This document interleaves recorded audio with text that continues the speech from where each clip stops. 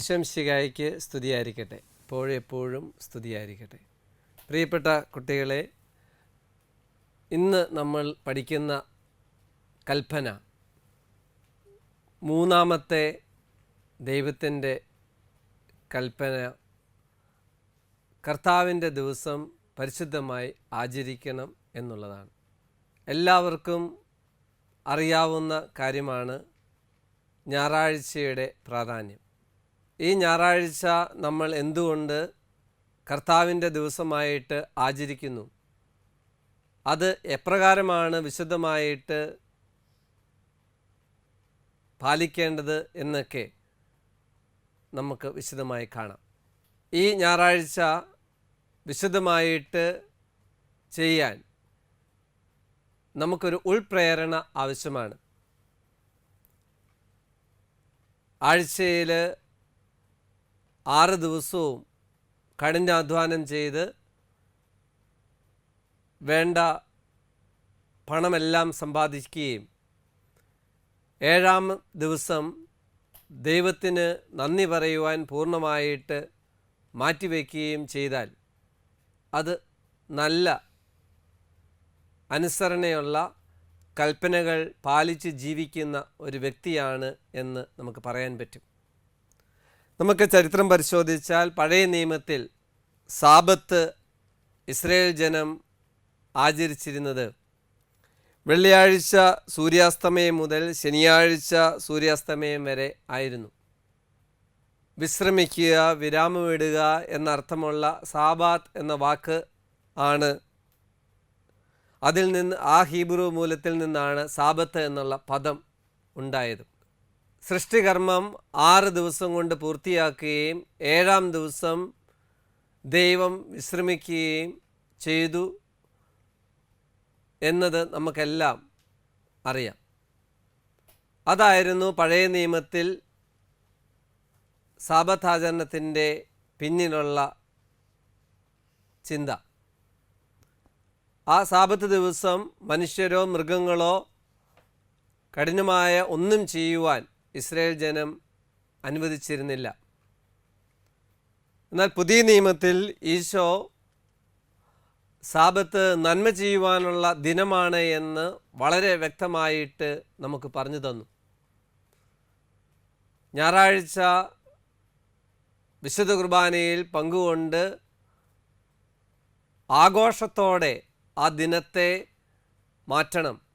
വിശുദ്ധ കുർബാനയിൽ പങ്കെടുക്കുമ്പോഴാണ് അത് ആഘോഷമുള്ള ദിനമായി മാറുന്നത്. ഞായറാഴ്ചയിലെ ആ ആചരണത്തിൽ വിശുദ്ധ കുർബാനയിൽ പങ്കെടുത്തുകൊണ്ട് നന്മ ചെയ്ത് ആ ദിനത്തെ പൂർണ്ണമായും ദൈവത്തിന് സമർപ്പിക്കണം എന്ന് ഈശോ ആഗ്രഹിക്കുക. ആഴ്ചയിൽ അവസാനം ഇടവക സമൂഹം എല്ലാവരും ഒന്നു ചേർന്ന് വിശുദ്ധ ബലിയിൽ പങ്കെടുക്കുമ്പോൾ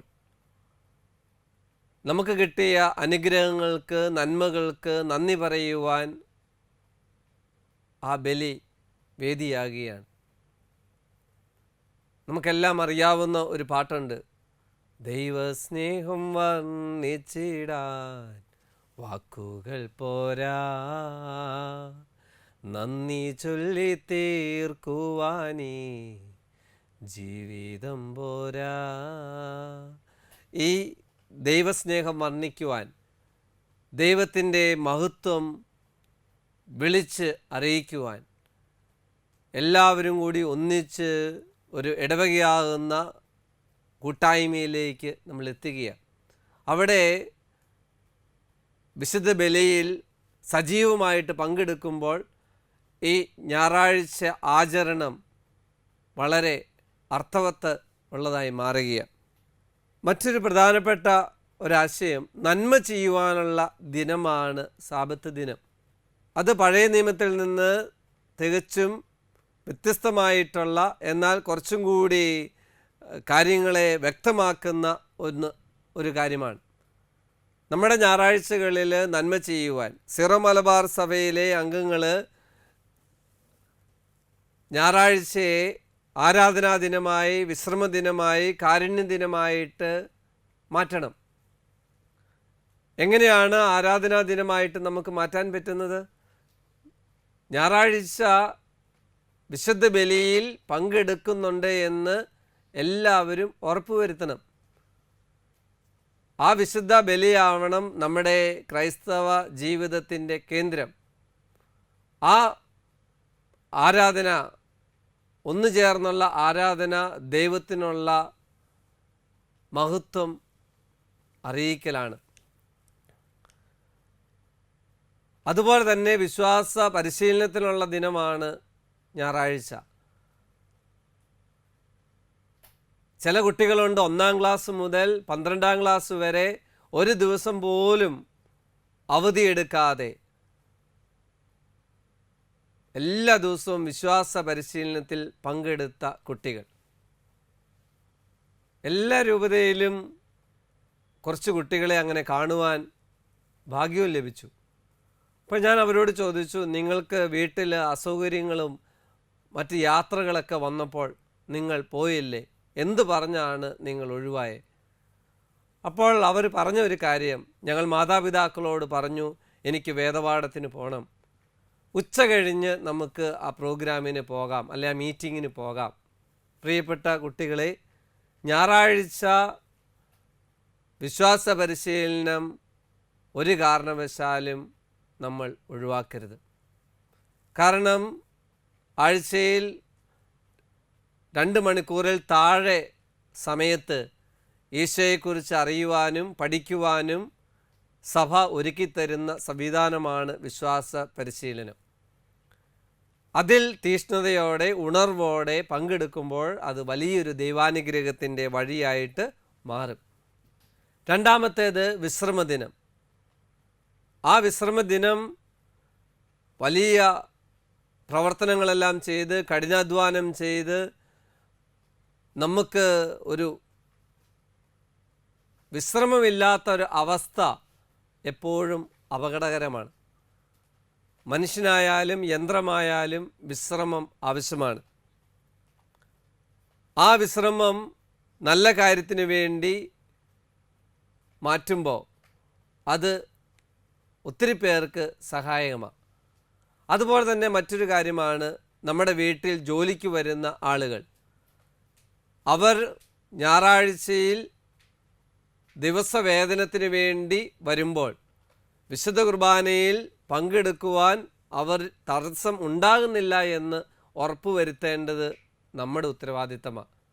സാധിക്കുമെങ്കിൽ ഞായറാഴ്ചയുള്ള അതുപോലെയുള്ള പണികൾ ഒഴിവാക്കി കൊടുക്കേണ്ടതാണ്. കാരണം അവർക്കും ദേവാലയത്തിൽ പോകാനും ബലിയർപ്പിക്കുവാനുമൊക്കെയുള്ള ആഗ്രഹവും അവകാശവും ഉണ്ട് എന്ന് നാം തിരിച്ചറിയണം. നമ്മുടെ വീട്ടിൽ ജോലിക്ക് വരുന്ന ചേച്ചി അല്ലെ ചേട്ടൻ ക്രിസ്ത്യാനിയാണ്, ഞായറാഴ്ച വിശുദ്ധ ബലിയിൽ പങ്കെടുക്കുന്നുണ്ടോ എന്നൊക്കെ 7-ാം ക്ലാസ്സിൽ പഠിക്കുന്ന നിങ്ങൾ അപ്പനോടും അമ്മയോടും ചോദിച്ചൊക്കെ മനസ്സിലാക്കുന്നതും ഈ പഠിച്ചതിൻ്റെ വെളിച്ചത്തിൽ അവരോട് പറയണം, അപ്പ അമ്മ ഞായറാഴ്ച നമുക്ക് ഇതുപോലെയുള്ള പരിപാടികൾ ഒഴിവാക്കണം, ഞായറാഴ്ച വിശ്രമത്തിൻ്റെ ദിനമാണ്, നമുക്ക് നല്ല രീതിയിൽ വീട്ടിൽ ശാന്തമായി ഇരുന്ന് പ്രാർത്ഥിച്ച് ആത്മീയ ഉണർവിൽ നമുക്ക് ജീവിക്കാമെന്നൊക്കെ നിങ്ങൾ പറഞ്ഞു കൊടുക്കണം. മൂന്നാമത്തെ കാര്യമാണ് കാരുണ്യദിനം. ഞായറാഴ്ചകളിൽ നമുക്ക് സാധിക്കുന്ന നന്മ ചെയ്യുവാൻ പറ്റണം. എനിക്ക് പരിചയമുള്ള 1-2 കുട്ടികളുണ്ട്. അവർ ചെയ്യുന്ന ഒരു കാര്യം, ഞായറാഴ്ച അവരുടെ ഇടവക അതിർത്തിക്ക് ഉള്ളിലുള്ള ഒരു അനാഥാലയത്തിൽ കുട്ടികൾക്ക് ട്യൂഷൻ എടുത്തു കൊടുക്കാൻ പോകുന്നു. വൈകുന്നേരം 4 മണി തൊട്ട് 6 മണി വരെ 10-ലും 12-ലും പഠിക്കുന്ന കുട്ടികൾക്ക് ട്യൂഷനൊക്കെ എടുത്തു കൊടുക്കുവാൻ അവർ ചെയ്യുന്നു. ചില കുട്ടികൾ തൊട്ടടുത്തുള്ള ഓർഫനേജിലൊക്കെ പോയി പ്രായം ചെന്ന അപ്പച്ചന്മാരോടും അമ്മച്ചിമാരോടും വർത്തമാനം പറയുവാൻ കുടുംബസമേതം പോകുന്നു. ചെറിയ ചെറിയ തുകകളൊക്കെ സൂക്ഷിച്ചു വെച്ച് അത് പരോപകാര പ്രവർത്തനത്തിനായിട്ട് ഉപയോഗിക്കുന്നു. അങ്ങനെ നമുക്ക് കാരുണ്യ പ്രവർത്തനങ്ങൾ ചെയ്യുവാൻ നമുക്ക് ഞായറാഴ്ചയെ ഉപയോഗിക്കാം. അപ്പം ഞായറാഴ്ചയിൽ നമ്മൾ വളരെ കൃത്യതയോടെ ഉത്തരവാദിത്തത്തോടെ അതിൻ്റെ പ്രാധാന്യം ഉൾക്കൊണ്ടുകൊണ്ട് നമുക്ക് പെരുമാറാം. ജോൺ പോൾ രണ്ടാമൻ മാർപ്പാപ്പയുടെ കർത്താവിൻ്റെ ദിനം എന്ന അപ്പസ്തോലിക ലേഖനത്തിൽ മാർപ്പാപ്പ പറയുന്നൊരു കാര്യമുണ്ട്. ആഴ്ച തോറുമുള്ള ഈസ്റ്റർ ദിനം എന്നാണ് ഞായറാഴ്ചയെ വിശേഷിപ്പിച്ച്. ആഴ്ച തോറുമുള്ള ഈസ്റ്റർ ദിനം, ഈശോയുടെ ഉത്ഥാനം, അതാണല്ലോ നമ്മുടെ എല്ലാം ഏറ്റവും വലിയ സന്തോഷകരമായിട്ടുള്ള കാര്യം. ഞായറാഴ്ചയുടെ ആചരണം പ്രതീക്ഷയുടെ ഓരോ ഉയർപ്പിൻ്റെയും സന്തോഷം അനുഭവിക്കാൻ പറ്റുന്നതാവണം. നമുക്കും നമ്മുടെ ജീവിതത്തെ ക്രമപ്പെടുത്താം. എത്ര തിരക്കുണ്ടെങ്കിലും, എത്ര ബുദ്ധിമുട്ട് ഉണ്ടെങ്കിലും, ഞായറാഴ്ചയുടെ വിശുദ്ധി, ഞായറാഴ്ചയുടെ പ്രാധാന്യം നമ്മുടെ ജീവിതത്തിൽ പാലിക്കുവാൻ നമുക്ക് പരിശ്രമിക്കാം. അതിലൂടെ ദൈവം തന്ന 4ാമത്തെ കൽപ്പനയോട് നമ്മൾ നീതി പുലർത്തുകയാണ്. നമുക്ക് വരും ക്ലാസ്സുകളിൽ നമുക്ക് എന്തെല്ലാം നന്മ പ്രവർത്തികൾ, കാരുണ്യ പ്രവർത്തനങ്ങളൊക്കെ ചെയ്യാമെന്ന് ചിന്തിക്കാം. നമുക്ക് ഒരു നിമിഷം കണ്ണടയ്ക്കാം. ഈശോയെ, മടി മൂലമോ അശ്രദ്ധ മൂലമോ ഞാൻ ഞായറാഴ്ച വേണ്ട പ്രാധാന്യത്തോടെ ആചരിച്ചില്ല എങ്കിൽ ഈശോയുടെ കൽപ്പനയ്ക്ക് എതിരായി ഞാൻ പ്രവർത്തിക്കുന്നു എന്ന് ഞാൻ മനസ്സിലാക്കുന്നു. ഈശോയെ, ഇനി എൻ്റെ മുന്നോട്ടുള്ള ജീവിതത്തിൽ വേണ്ട പ്രാധാന്യത്തോടെയും